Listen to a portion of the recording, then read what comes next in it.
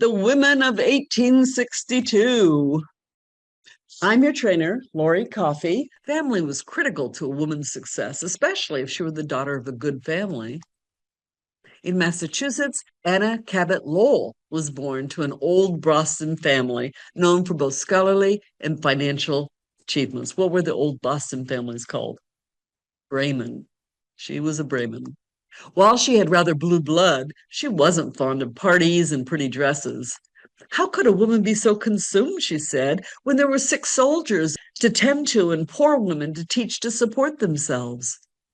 Anna was born in Cambridge on August 3rd under the sign of Leo. Astrology was introduced to America in Cambridge about that time.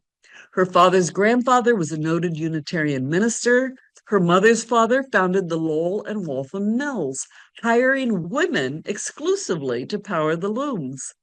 And her uncle was a famous abolitionist poet. Anna preferred to shun publicity, even when she founded a school for freed slaves, despite hostility from Southerners in Washington City. And she published a cookbook of Boston recipes 7 years before Fanny Farmer got around to it. Anna Lowell was an old maid of 28 when the war broke out. Because of the mill, she knew many wives of soldiers who all wanted to help their husbands, but didn't know how, other than to write letters of encouragement and knit them warm socks.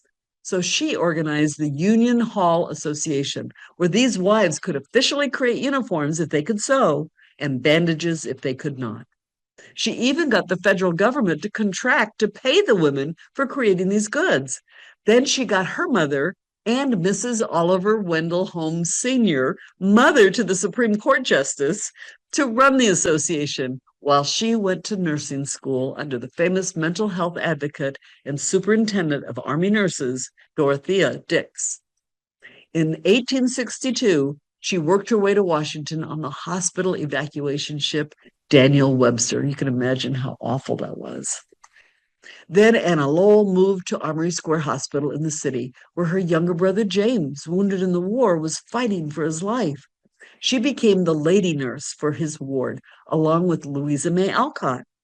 James lost his final battle even before Louisa got sick and gave up the job. It was a sad and brutal life, but Anna determined that the food she was to serve to the men was the worst part.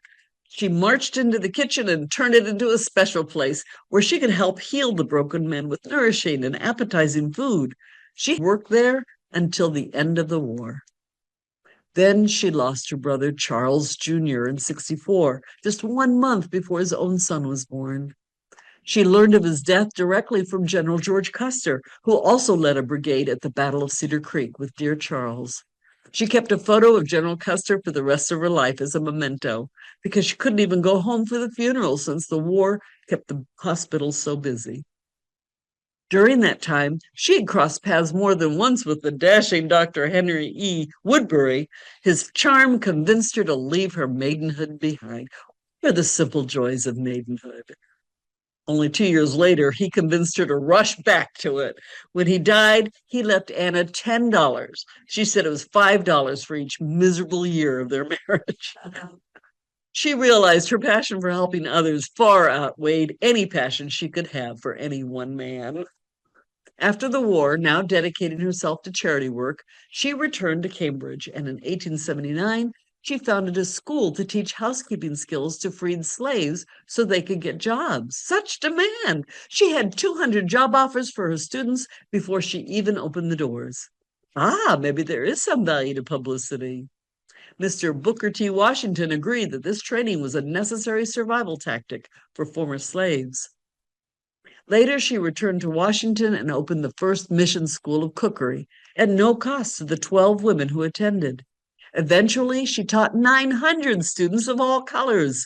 In time, the Washington City public school system began teaching women to cook using her manual, Lessons in Cookery, which included a recipe for bone broth tea, a staple for nursing the sick, and Boston brown bread, a hearty side to a bowl of Boston baked beans, especially good with cream cheese on it. I like it. As news of her work spread, she received letters from all over the country. In 1888, that interest inspired Anna to form the National Industrial Association, right from her front parlor in Washington. This was the first association founded in the United States for the promotion of vocational education for anyone, not just women. As the years went by, Anna reflected on the charitable and gifted women she knew from the hospital, like Nancy Hill, who completed medical school with a doctorate and started a women's center in Iowa that's still in operation today. And Amanda Aiken Stearns, who wrote a book of their experiences calling the hospital a solar system, where all wards revolve around the surgeon and each ward turns on its own axis. At the age of 73, Anna Cabot Lowell Woodbury dies, content in her lifelong accomplishments to help soldiers survive the horrors of war and to help women learn marketable skills.